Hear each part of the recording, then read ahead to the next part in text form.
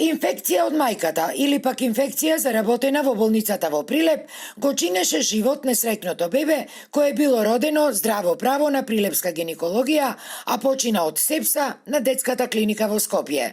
Многу прашања и гнев, а премалку одговори и надеж. Особено за скршената мајка, која во изјава за Алфа категорично ги отфрли сите обвинувања од Прилепската болница, а упатени на нејзина адреса дека вагиналната инфекција, која ја имала уште во третиот месец од бременоста, не и била соодветно лекувана, па најверојатно тоа било причината за фаталниот крај на нејзиното бебе. Не е точно дека не ја лекував инфекцијата и дека не ми беше излекувана. Затоа имам и документи од матичниот гинеколог. Но за жал, тие се во архивата од болницата. Откако се случи трагедијата, отидов и ги побарав, но не ми ги дадоа. Ми рекоа дека тие останувале кај нив. Зошто не ми ги даваат, јас не знам, но тие сигурно си знаат. Јас имав подпишано и да се породам со царски рез, ама бидејќи породилните болки ми почнаа неколку дена порано, по препорака на гинекологот се породив природно и брзо, без никакви проблеми, ни рече во телефонскиот разговор мајката Лиле Петровиќ. Врстелото на бебето, кое по 7-дневната борба за живот почина на детската клиника во Скопје, по барање на родителите не била направена обдукција. Но до ОЈО Прилеп тие сепак поднесле тужба против Прилепската болница. Родителите поднесоа тужба, а побараа и ексхумација на телото. Но во оваа фаза ексхумацијата е невозможна, бидејќи се работи за тело од бебе.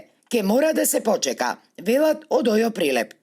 Од ДСЗ ипак најавија дека веќе денеска ќе се направи вонреден инспекцијски надзор во Прилепската болница, со цел утврдување како и каде бебето добило сепса.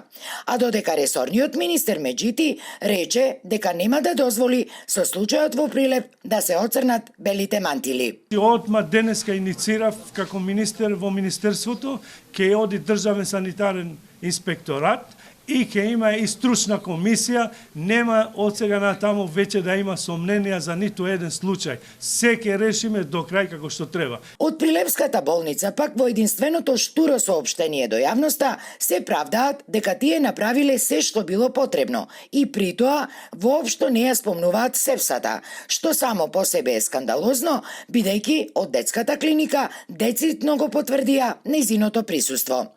Инаку, ова не е првпат во Прилепската болница пациент да почине од сепса.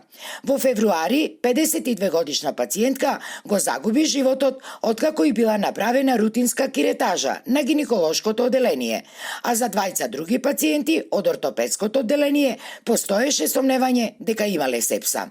Овие случаи до ден денес останаа недоразјаснети. Тогаш сите операциони сали во Прилепската болница заради потврдената интрахоспитална инфекција беа затворени цела недела.